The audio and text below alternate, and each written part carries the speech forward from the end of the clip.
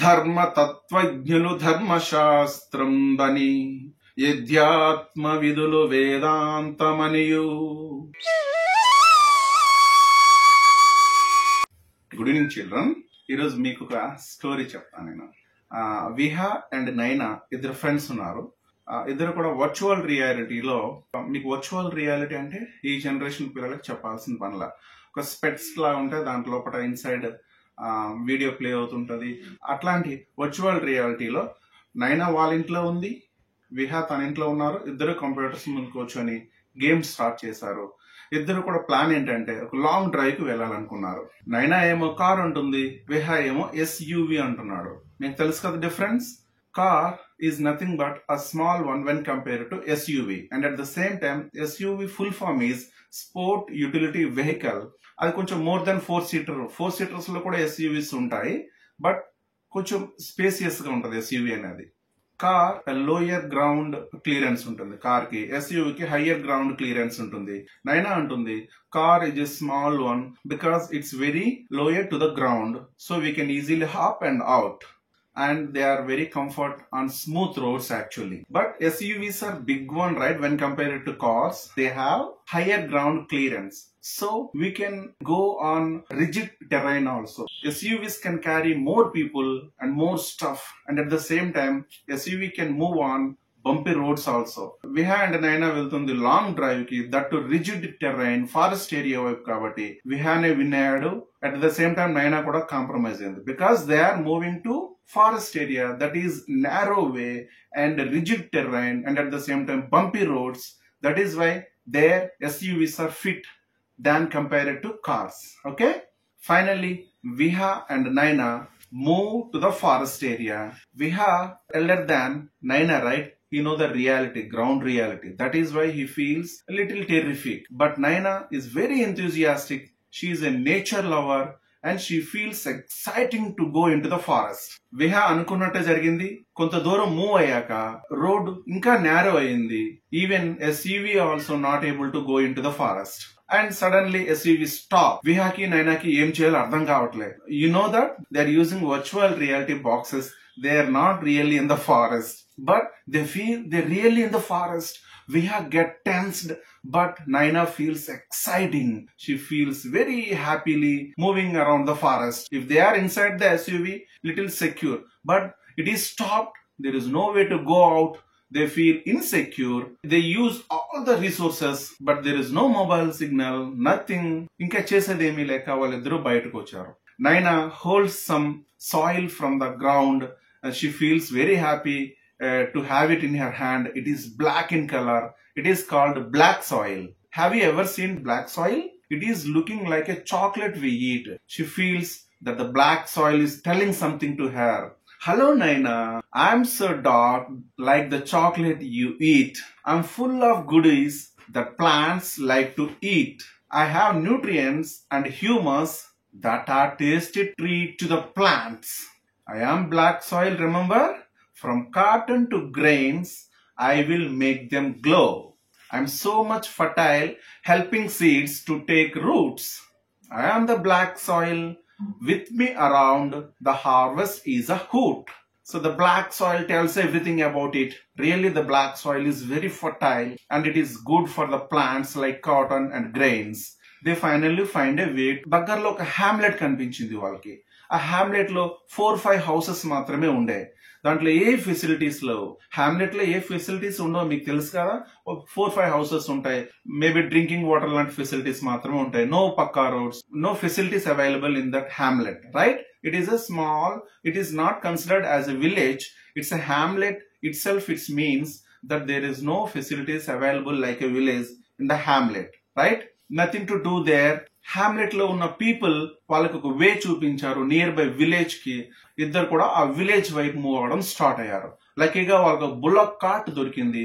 ఆ bullock cart లో వాళ్ళు రైడ్ చేయడం స్టార్ట్ చేయారు. విలేజ్ కి సరౌండింగ్ లోనే యానిమల్ రిజర్వ్ ఉంది. మీన్స్ యానిమల్స్ అన్ని ఇన్సైడ్ ఉంటాయి. అవుట్ సైడ్ యానిమల్స్ నుంచి విలేజ్ డేంజర్ కాకుండా సమ్ ఫెన్సింగ్ వేశారు వాళ్ళు.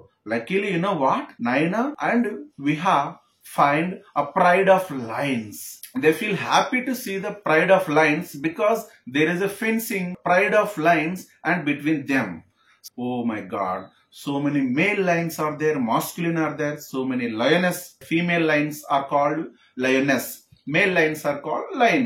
Babies of lion is called cub. Already we discussed about that. Babies of tiger also called cub. Lion, lioness, cubs. How can we know that that is a lion, this is a lioness? Can you tell that? Male lion, female lion, etla cheppagalam manam male lion, female lion? Because male lions having mane, M-A-N-E, mane, they have hair around the neck, that is called mane. Male lions ki, masculine lions ki, but neck around mane, M-A-N-E, mane means hair untadi. Thick ga hair unte adi male lion, lekunda plain ga unte adi female lion, lioness. So అలా మనం వాటిని identify చేయొచ్చు. అబ్బోలా కాట్లో స్లోగా village లోకి enter అయ్యారు. You know what, that village is fully advanced. It has roads, it has schools, it has everything. When compared to town, it is lesser facilities there, but village has everything. Panchayat office is there, school is there, pakka roads are there, pakka houses are there. It is happy to see that village. They feel very happy and they feel secure because they reach the village, right? While village look enter అయ్యేసరికి గణేష్ చతుర్థి ఉత్సవాలు అవుతున్నాయి. So భాద్రపద మాసంలో చతుర్థి నాడు గణేష్ ఉత్సవాలు start అవుతాయి కదా. Ganesh celebrations అయ్యేటప్పుడు ఆ విలేజ్ లోకి ఎంటర్ అయ్యారు. ఆ గణేష్ మంటపం దగ్గర క్రౌడ్ ఆఫ్ పీపుల్ ఉన్నారు.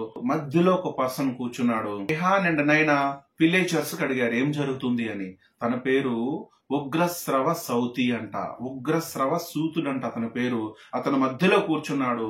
అరౌండ్ తన చుట్టూ కూడా విలేజర్స్ అందరూ కూర్చున్నారు. ఆ విలేజ్ సర్పంచ్, ఆ విలేజ్ వార్డ్ మెంబర్స్, ఆ విలేజ్ లో ఉన్న రిమైనింగ్ అడ్మినిస్ట్రేషన్ పీపుల్, విలేజ్ లో ఉన్న అందరూ అరౌండ్ కూర్చుంటే మధ్యలో ఉగ్రశ్రవ సూతుడు ఇట్లా కూర్చుని ఉన్నాడు. గణేష్ ఉత్సవాల్లో భాగంగా ఆ ఊర్లో మహాభారతం పారాయణం చేస్తున్నారంట. విహా చూస్తూనే ఉన్నాడు.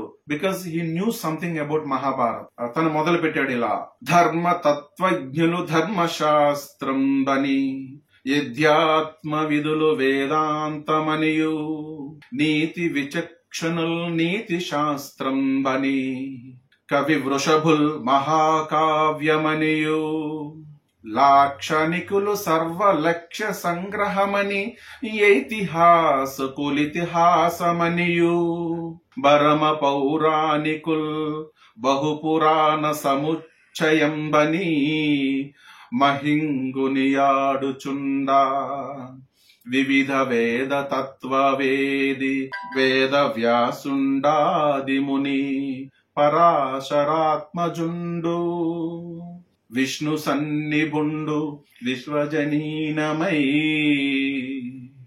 పరంగుంచుండజేసే భారతంబు.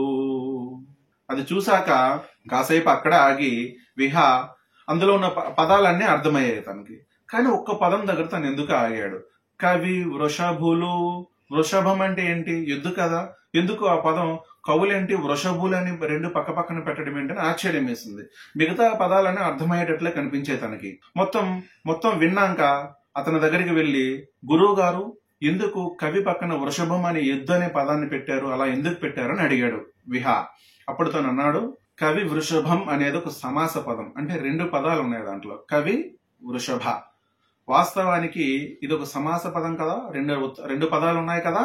మొదటి పదాన్ని పూర్వ పదం అంటారు, తర్వాత ఉన్న వృషభాన్ని ఉత్తర పదం అంటారు. కవి పక్కన ఉత్తర పదంగా, తర్వాత పదంగా వృషభంగా అని, కుంజర ఇలాంటి శబ్దాలు శ్రేష్టమైనవే. అవి ఏమీ తక్కువ చేసినట్టు కావు. అంటే కవి వృషభ, కవి కుంజర అనే పదాలు వాడితే, అంటే కవి తర్వాత వచ్చిన పదాలు ఉత్తర పదంగా వృషభం, కుంజరం అలాంటి పదాలు వాడితే అది శ్రేష్టమైన కవిత్వం కిందకే వస్తుంది. అందుకోసమే నన్నయ్య గారు మహాభారతాన్ని తెలుగులోకి అనువాదిస్తూ ఆ పద్యంలో కవి వృషభులు మహాకావ్యమనియు, అంటే మహాభారతాన్ని ఒక్కొక్కరు ఎలా తీసుకుంటున్నారు, ఎవరు చదివితే వాళ్ళ శాస్త్రంలో అది తోస్తుందంట. కవి వృషభులు అంటే కవులు చదివితే ఒక పెద్ద మహాకావ్యంలా అనిపిస్తుందంట. నీతి విచక్షణుల్ నీతి శాస్త్రం అని, నీతి శతకాలు మీరు చాలా, వేమన శతకం, 18వ శతకం వినుంటారు. అంటే నీతి శతకాల్లో రాసేవాళ్ళు దాన్ని చదివితే అది ఒక పెద్ద నీతి శాస్త్రంలా కనిపిస్తుందంట. యధ్యాత్మ విధులు వేదాంతమనియు, ఆధ్యాత్మిక వేత్తలు అంటే జీవుడికి దేవుడికి ఉన్న రిలేషన్ గురించి ఎప్పుడు మాట్లాడతారు వాళ్ళు. ఒక హ్యూమన్ బీయింగ్స్ కి గాడ్స్ కి ఉన్న రిలేషన్ గురించి మాట్లాడే వాళ్ళని ఆధ్యాత్మిక వేత్తలు అంటారు. వాళ్ళు చదివితే మహాభారతం వాళ్ళకి అదొక పెద్ద వేదాంతంలా కనిపిస్తుందంట. మహాభారతం ఎవరు చదివితే ఆ శాస్త్రంలా తోస్తుంది కాబట్టే మహాభారతంలో ఉన్న విషయాలన్నీ ప్రపంచంలో ఉంటాయి, ఇందులో లేనివి ప్రపంచంలో ఎక్కడ ఉండవు అనే అర్థం వచ్చేలా ధ్వనించేలా మహాభారతం రాయబడింది అంటారు. అక్కడి నుంచి విహా అండ్ నైనా సన్నిధానంలో లంచ్ కూడా చేసి దగ్గరలో ఉన్న టౌన్ కి జర్నీ స్టార్ట్ చేశారు. హ్యామ్లెట్ లో పెద్ద ఫెసిలిటీస్ ఏం లేవు, విలేజ్ లో కొంచెం ఫెసిలిటీస్ పెరిగాయి. టౌన్ లోకి వచ్చేసరికి cinema halls, park, wide roads ఇట్లా ఉండేసరికి ఫెసిలిటీస్ అన్ని ఎక్కువ ఉంటాయి కదా. ఇక వాళ్ళకి చాలా కాన్ఫిడెన్స్ వచ్చింది, దగ్గరలో ఉన్న తమ సిటీకి వెళ్ళిపోతామన్న ఫీలింగ్ వాళ్ళకి వచ్చేసింది. చాలా హ్యాపీగా ఫీల్ అయ్యారు. విహా అండ్ నైనా ఎంటర్ అయ్యాక వాళ్ళు చేసిన ఫస్ట్ వర్క్ ఏంటో తెలుసా? ఎక్కడైనా దగ్గరలో ఫోన్ ఉందా అని వెతికారు. అయితే ఆ ఊర్లో ఫోన్ ఉంది, బట్ ఆ ఫోన్ వీళ్ళకి డైరెక్ట్ గా ఇవ్వట్లా. దాన్ని ఎస్టీడీ అంటారు. అంటే మనం అక్కడికి వెళ్లి కాల్స్ చేసుకోవచ్చు, వైర్స్ తో కనెక్ట్ అయి ఉంటది. ఆ ఎస్టీడీ ఓనర్ ఏమంటున్నాడంటే, మీరు నెంబర్ చెప్పండి నేను టైప్ చేస్తాను అంటున్నాడు. విహా చెప్పాడు నెంబర్ 9 అని చెప్పగానే ఎస్టీడీ ఓనర్ ఎట్లా టైప్ చేస్తుండు? 1001 అని టైప్ చేశాడు. 8 అని విహా చెప్పగానే ఎస్టీడీ ఓనర్ 1000 అని 1000 టైప్ చేశాడు. విహాకి ఏమీ అర్థం కాల. ఇదేంటి నేను చెప్తున్న నెంబర్ ఏంటి, అతను డైల్ చేస్తున్న నెంబర్ ఏంటి అర్థం కాల. అప్పుడు ఒక్కసారి విహా కాసేపు ఆలోచిస్తే అప్పుడు అర్థమైంది. ఆ STD booth, the advanced booth, it is using binary number system, not using decimal number system. అందుకోసమే తను 9 టైప్ చేస్తే ఆ ఎస్టీడీ బూత్ ఓనర్ 1001 అని టైప్ చేస్తున్నాడు. 8 అని డెసిమల్ నెంబర్ చెప్తే తను 1000 అని టైప్ చేస్తున్నాడు. అప్పుడు బైనరీ నెంబర్ సిస్టమ్ గురించి అర్థమయ్యాక, ఓహో ఇది బైనరీ సిస్టమ్ పైన వర్క్ చేసే ఫోనా అనుకున్నాడు. అయితే నైనాకి ఏమి అర్థం కాల. ఇదేంటి నువ్వు 9 అని చెప్తుంటే తను 1001 అని డైల్ చేస్తున్నాడు, నాకేం అర్థం కావట్లా అని చెప్పింది. అప్పుడు విహా తనకి అర్థమయ్యేలా ఎక్స్ప్లెయిన్ చేశాడు.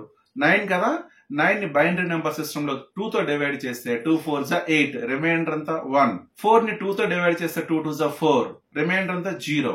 2 ని మళ్ళీ 2 తో డివైడ్ చేస్తే 2 1 2, రిమైండర్ 0. ఫైనల్ గా 1 ని 2 తో డివైడ్ చేస్తే 2 0 రిమైండర్ 1 వస్తుంది. ఎందుకు 2 0 0 కదా, రిమైండర్ 1. ఈ రైట్ సైడ్ ఉన్న నెంబర్స్ ని డౌన్ నుంచి అప్ సైడ్ 1 0 అంటే రిమైండర్స్ అన్ని 1 రిమైండర్ 0 రిమైండర్ 0 రిమైండర్ 1. ఈ 4 డౌన్ నుంచి అప్ సైడ్ కి ఒక దగ్గర రాస్తే దాన్ని బైనరీ సిస్టమ్ అంటారు. అప్పుడు తనకు కూడా అర్థమైంది బైనరీ నెంబర్ సిస్టమ్. తన నెంబర్స్ అన్ని చెప్పాడు. చెప్పినాక ఎస్టీడీ ఓనర్ అంటున్నాడు, మీరు ఒక నంబర్ ఏదో ఎక్స్ట్రా చెప్పారు, ఆ నంబర్ రిమూవ్ చేయండి అప్పుడే కాల్ వెళ్తుంది అన్నాడు. అప్పుడు విహా ఏం చేశాడు, తను రాసిన binary number systems and numbers అని ఒకసారి చూసి, ఓ నేను 7 ఎక్స్ట్రా చెప్పాను అనుకున్నాడు. 9 7 నువ్వు ఎట్లా చెప్పావు? డెసిమల్ నంబర్ ని బైనరీ నెంబర్ కి ఎట్లా చేంజ్ చేయాలో చెప్పావు, మరి అక్కడ 7 ఉందని నీకు ఎట్లా తెలిసింది అని అడిగింది నైనా. నైనా అడిగేసరికి ఇక్కడ నెంబర్స్ చూడు ఏమున్నాయి, 1 1 1, 3 1s ఉన్నాయి కదా. ఫస్ట్ నెంబర్ ని 2 power 0 తో మల్టిప్లై చేయాలి. 2 power 0 అంటే తెలుసు కదా నీకు, 1 వాల్యూ 2 power 0 అని. 1 ని 1 తో మల్టిప్లై చేస్తే 1 వస్తుంది. పక్క నెంబర్ ని 2 power 1 తో మల్టిప్లై చేయాలి. 2 power 1 is 2, right? 2 into 1 2, so 1 plus 2 3. Next 1 ని 2 power 2 తో మల్టిప్లై చేయాలి. మనం ఎలా చేస్తున్నాం multiplication? First number 2 power 0, second number 2 power 1, third number 2 power 2, sequence లోనే లైన్ గా. ఫైనల్ నెంబర్ ని 2 power 2 తో మల్టిప్లై చేస్తే 1 into 2 power 2 is 4, because 2 power 2 is nothing but 2 square, right? So 2 power 2 is 4, 4 into 1 4. So finally ఇద్దరు VR boxes remove చేయగానే real life లోకి వచ్చారు. Virtual reality turns into real life.